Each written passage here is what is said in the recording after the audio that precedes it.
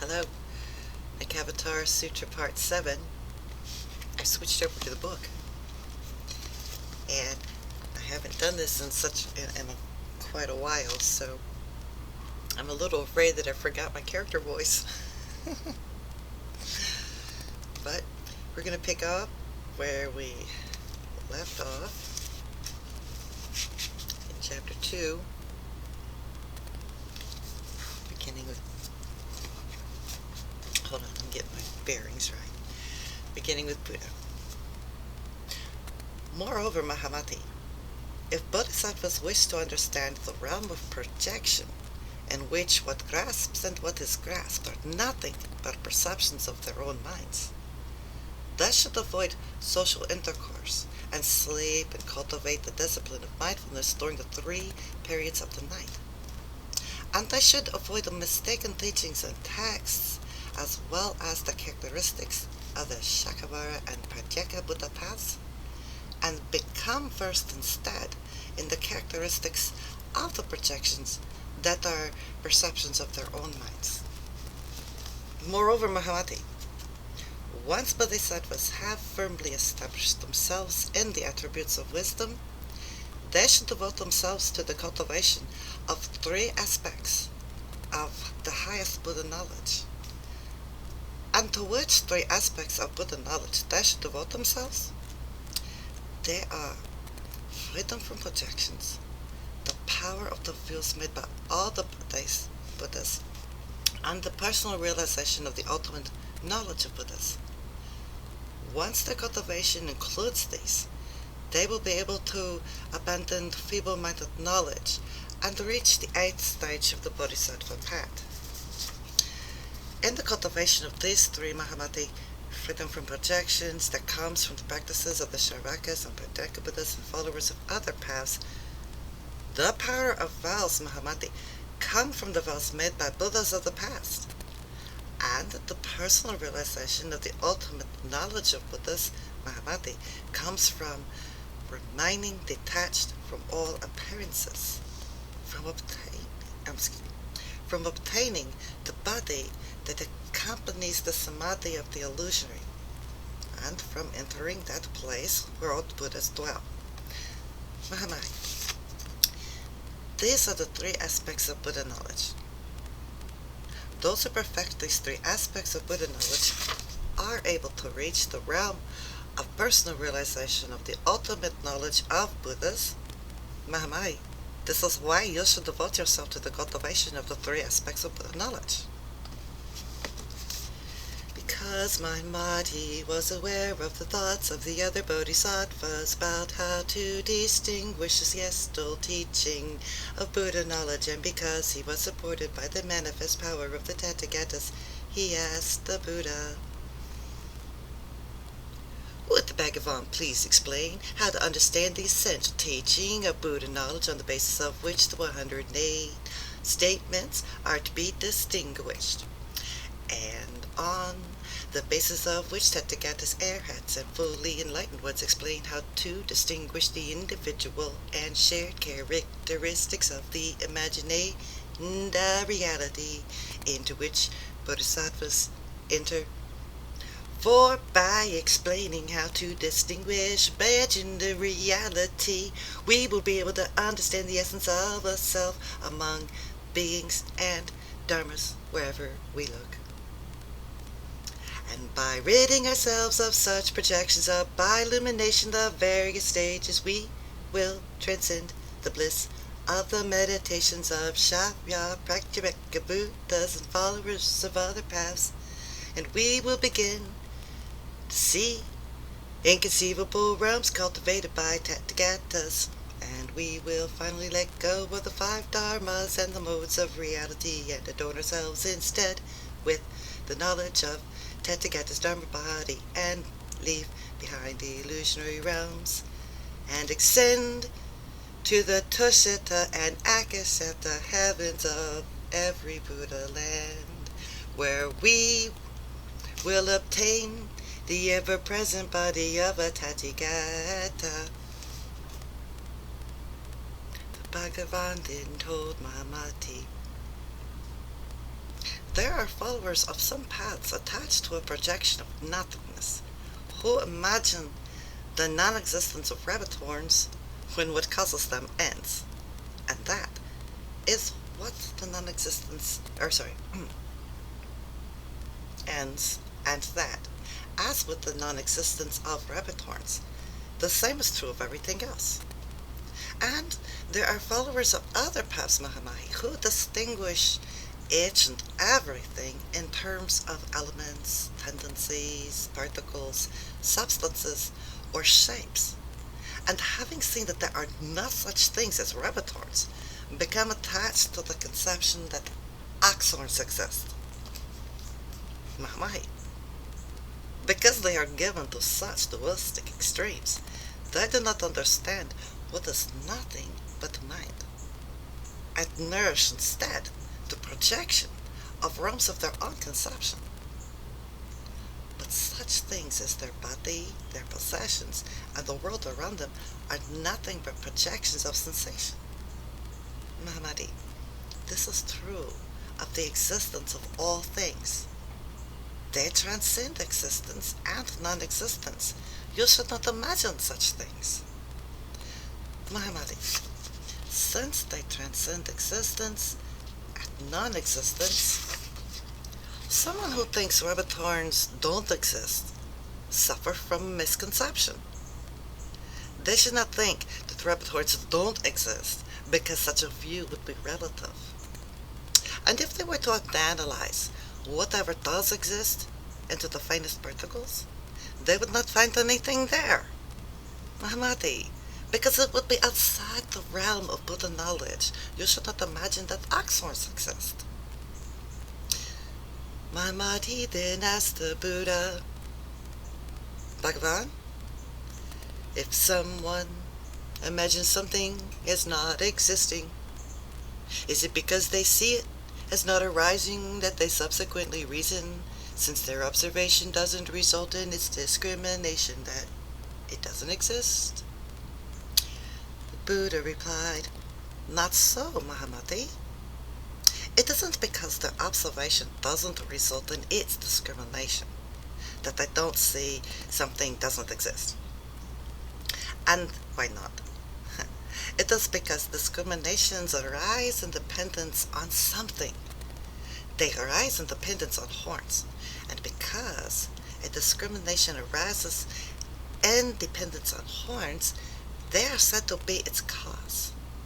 Hence, it is not because observation doesn't result in their discrimination that they say horns don't exist.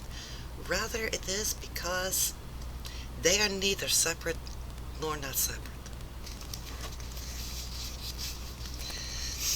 Mahamadi, if the discrimination is separate from the horns, its occurrence is not dependent on the horns. And if it isn't separate, it is dependent on them. But no matter how minutely you analyze and examine them, you cannot find anything there. Also, because it isn't separate from the horns, it doesn't exist by itself. But if neither exists by itself, on what basis do we say that it exists? Mahamadi, if it doesn't exist, then the horns don't exist. But you should not think that rabbit horns... I'm sorry. Well, you see, Buddha has confused everybody by this point, so we have to have a little moment of levity. But you should not think that rabbits do not have horns on the basis of observation. Okay, Mahamahi? It is because there is no direct cause that arguments in favor of the existence or non-existence cannot be proved.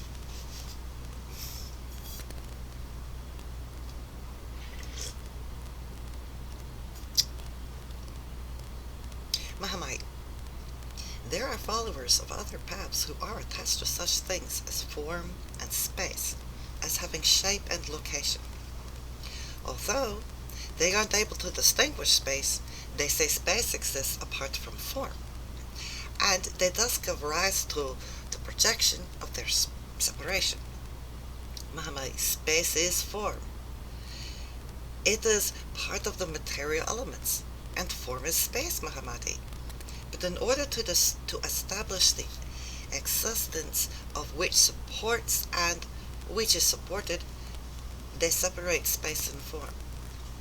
Although their individual characteristics differ, Mahamati, where the four material elements are present, they neither occupy space, nor do they exist without space.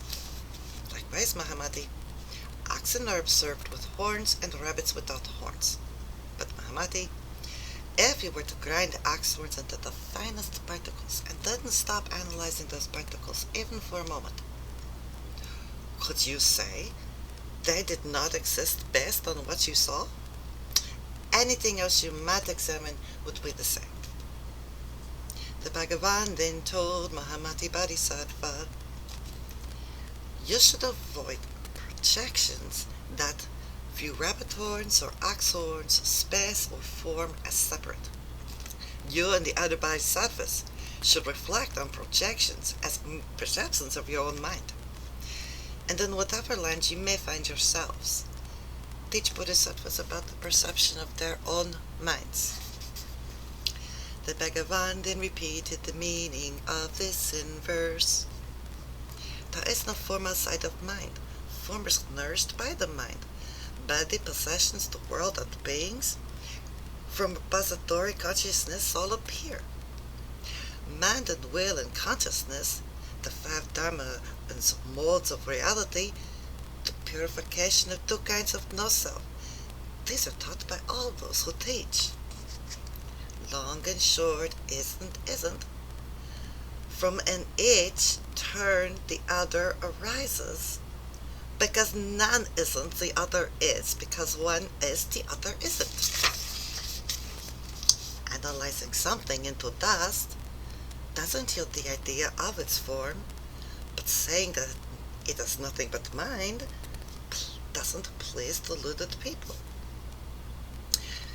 This isn't a realm for philosophers, nor is it for Sharyakas. The teachings of those who would save the world is the realm of self-realization. No.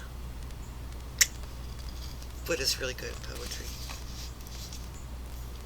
Excuse me.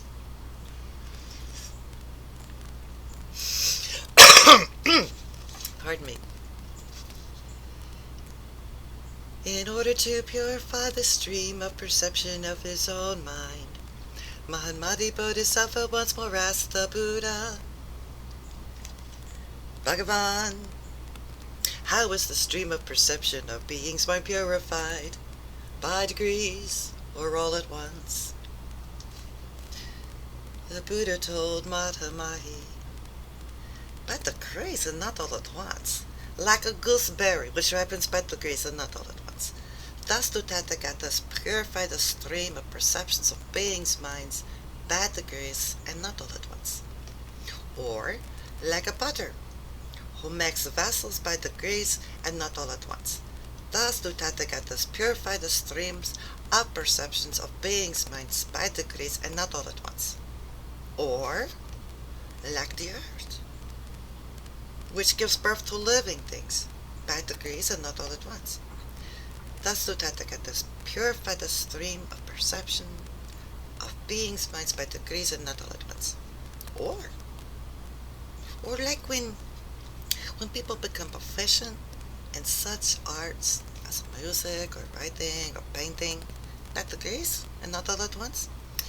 Thus do Tathagatas purify the stream of perceptions of beings' minds by degrees and not all at once. Or, just as a clear mirror reflects formless images all at once, Tathagatas likewise purify the stream of perceptions of beings' minds by displaying pure, formless, undifferentiated realms all at once. Or just like the sun and the moon illuminate images all at once, Tathagatas likewise reveal the supreme realm of inconceivable wisdom all at once to those who have freed themselves from habit energy and misconceptions that are the perceptions of their own minds. Or, And just as repository consciousness distinguishes such different perceptions of one's mind as the realms of the body, its possessions, and the world around it all at once, Nishyanda Buddhas likewise bring beings to maturity in whatever realm they dwell in all at once, and the practitioners to reside in ecstasy in the heaven. Or, just as the Nishyanda Buddhas created by the Dharmata Buddha radiate light, the personal realization of Buddha knowledge likewise illuminates and dispels erroneous views and projections regarding the existence or non-existence of dharmas and their characteristics. Mahamai, the Dharmata Nishyanda Buddha teaches that the individual and shared characteristics of every dharma are due to the habit energy of the perceptions of the mind, and to the continued attachments to an imagined reality that is no more real than an illusion, and one that cannot be grasped. Moreover, Mahamati, an imagined reality arises from attachments to a dependent reality. Mahamati, it is like when a magician uses materials such as plants and woods and tiles and stone to create an illusion and conjures the appearance of different creatures, and then gives rises to different projections, but projections that are not real. In the same manner, Mahamati, it is based on a dependent reality that the myriad projections of the imagined reality arise. The myriad projection of appearances that are the habit energy of attachment to perceptions. Mahamati, this is how the appearance of an imagined reality arise. Mahamati, this is what the Nishyanda Buddha teaches. Mahamati, what the Dharmata Buddha does is establish and create that realm which transcends self-existence, appearances of the mind, and on which the personal realization of Buddha knowledge depends. Mahamati, the Nirmana Buddha teaches charity, morality, forbearance, zeal, meditation, and wisdom of the mind, detachment from the skandhas, dhatus, and jnanatas, liberation from the projection, contemplation, and establishment of appearances of consciousness, and transcendence of views of followers of other paths, and the views of formlessness. Yeah. Also, Mahamati, the Dharmata Buddha is free from objective support. Freedom from objective support and from the operation of sensation is another realm known to ignorant people, Savakas, Pratyekabuddhas, or followers of other paths attached to a self, but is the ultimate, unique realm established by the personal realization of Buddha knowledge. Therefore, Mahamati, you should devote yourself to cultivating the personal realization of this ultimate, unique realm of Buddha knowledge, and put an end to views that are the perceptions of the mind. That's the end for now.